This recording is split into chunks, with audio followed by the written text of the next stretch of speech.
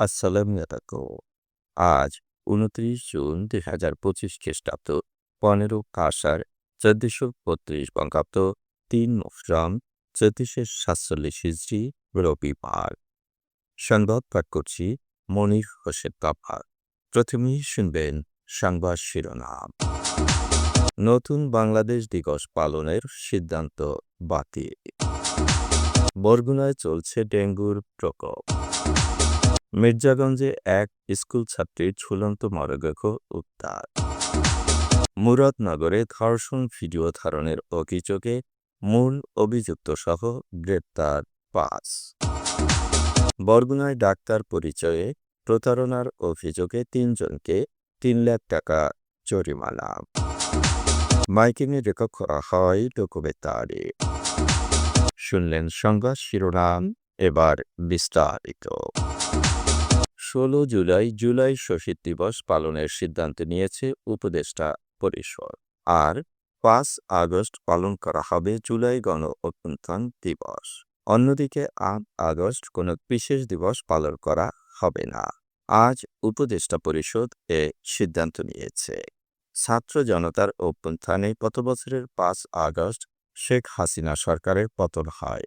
এর ৩ দিন পর ৮ আগস্ট অধ্যাপক মোহাম্মদ ইউনূসের নেতৃত্বে অন্তর্বর্তী সরকার গঠিত হয়।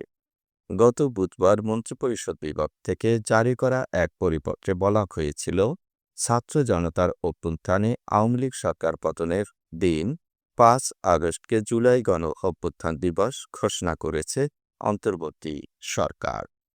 আর আওয়ামী লীগ সরকার পতনের পর নোবেলজয়ী অধ্যাপক ডক্টর মোহাম্মদ ইউনূসের নেতৃত্বাধীন অন্তর্বর্তী সরকার গঠনের দিন ৮ আগস্টকে নতুন বাংলাদেশ হিসেবে ঘোষণা করেছিল সরকার।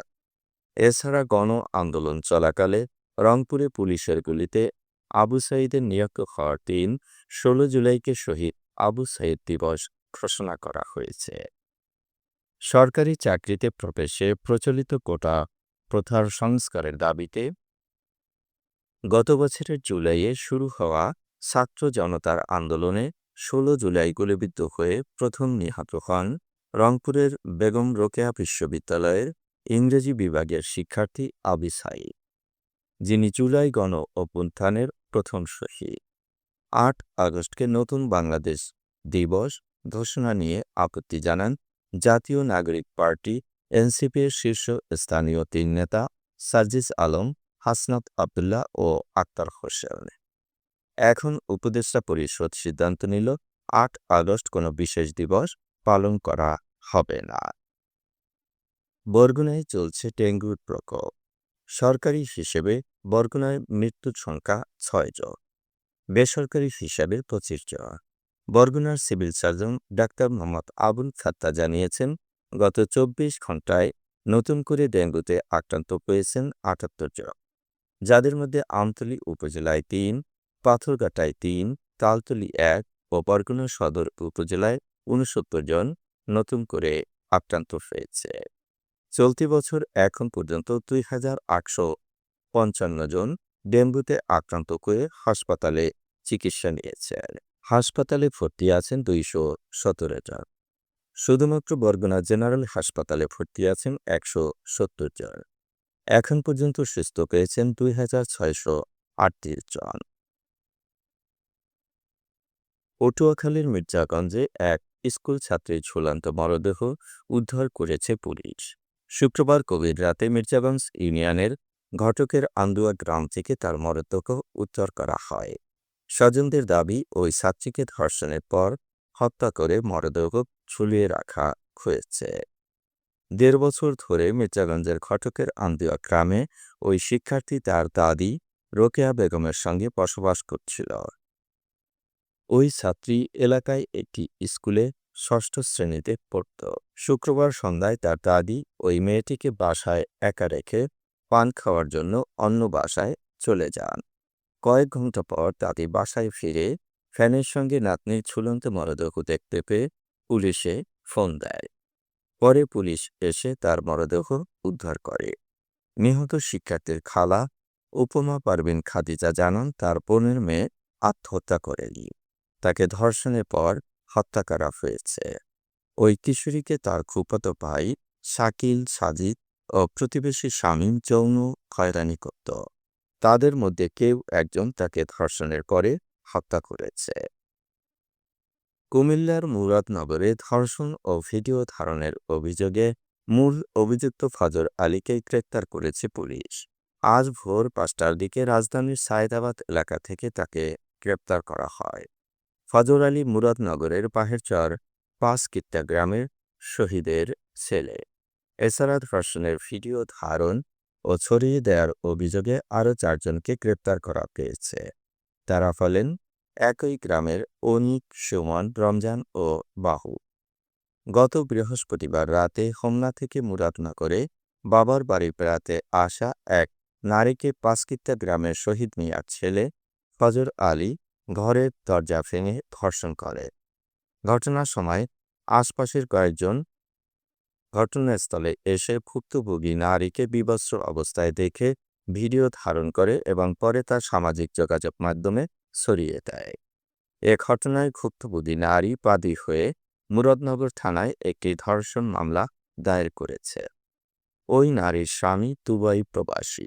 তিনি ২ সন্তানের জননী।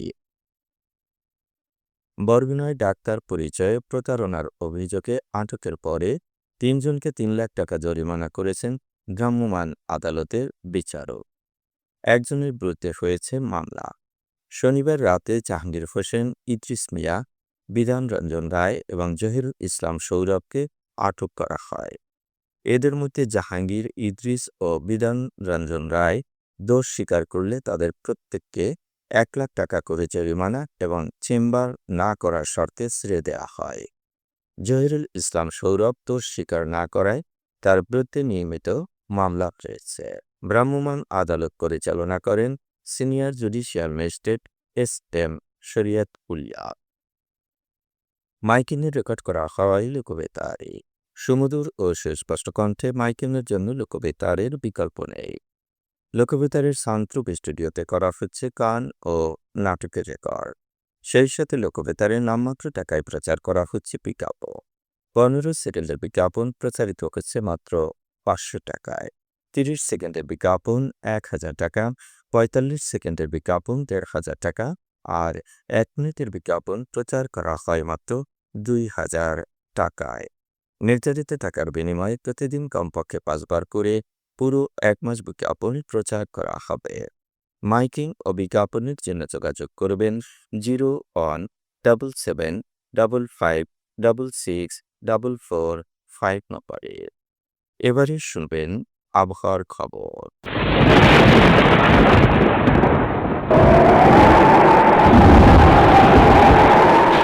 উত্তর পশ্চিম বঙ্গোপসাগর এবং পাশের বাংলাদেশ ও পশ্চিমবঙ্গ উপকূলে একটি লঘুচাপ তৈরি হয়েছে। এ কারণে ৪ সমুদ্র বন্দরে ৩ নম্বর সতর্কতা সংকেত দেখাতে বলা হয়েছে। লঘুচাপের প্রভাবে গভীর সঞ্চারণশীল মেঘমালা তৈরি হচ্ছে এবং উত্তর বঙ্গোপসাগর, বাংলাদেশের উপকূলীয় এলাকা ও সমুদ্র বন্দরগুলোর উপর দিয়ে দমকা বাজফড় হাওয়া বয়ে যেতে পারে। চট্টগ্রাম, কক্সবাজার, মোংলা ও পায়রা সমুদ্র বন্দরকে ৩ নম্বর স্থানীয় সতর্কতা সংকেত দেখাতে বলা হয়েছে। রংপুর, রাজশাহী, ময়মনসিংহ, ঢাকা, খুলনা, বরিশাল, চট্টগ্রাম ও সিলেট বিভাগের অধিকাংশ জায়গায় অস্থায়ীভাবে দমকা হাওয়া সহ বিদ্যুৎ চমকানো বা হালকা থেকে মাঝারি ধরনের বৃষ্টি অথবা বজ্রসহ বৃষ্টি হতে পারে। আজ দেশের সর্বোচ্চ তাপমাত্রা ছিল ডিমলায় ৩৫ ডিগ্রি সেলসিয়াস এবং সর্বনিম্ন তাপমাত্রা ছিল বান্দরবানে ২৩.৬ ডিগ্রি সেলসিয়াস। বরগুনার সর্বোচ্চ তাপমাত্রা ৩০ ডিগ্রি সেলসিয়াস, সর্বনিম্ন ২৬.৪ ডিগ্রি সেলসিয়াস। আগামীকাল সূর্যোদয় হবে ভোর ৫টা ১৬ মিনিটে। সংবাদ শেষ করার আগে শিরোনামগুলো আবার করছি। নতুন বাংলাদেশ দিবস পালনের সিদ্ধান্ত বাতিল। বরগুনায় চলছে ডেঙ্গুর প্রকোপ। মির্জাগঞ্জে এক স্কুল ছাত্রীর ঝুলন্ত মরদেহ উদ্ধার। মুরাদনগরে ধর্ষণ ভিডিও ধারণের অভিযোগে মূল অভিযুক্তসহ গ্রেপ্তার ৫। বরগুনায় ডাক্তার পরিচয়ে প্রতারণার অভিযোগে ৩ জনকে ৩ লাখ টাকা জরিমানা। মাইকিংয়ে রেকর্ড করা হয় লোকবেতারে। সংবাদ শেষ করার আগে জানিয়ে দিচ্ছি লোকবেতারে সংবাদ জানানোর মোবাইল নম্বর। আপনার এলাকার গুরুত্বপূর্ণ সংবাদ জানাতে ফোন করুন 0-on-77-55-66-445 নম্বরে। আর লোকবেতারের সাথে যুক্ত হয়ে গান শুনতে চাইলে SMS করুন 01782973478 নম্বরে। মোবাইল করবেন 01959438545 নম্বরে। বিশ্বের সব জায়গা থেকেই শুনতে পারবেন লোকবেতার। লোকবেতার fm.org ওয়েবসাইটের মাধ্যমে শুনুন সরাসরি অনুষ্ঠান। সংবাদ পাঠ এখানেই শেষ করছি।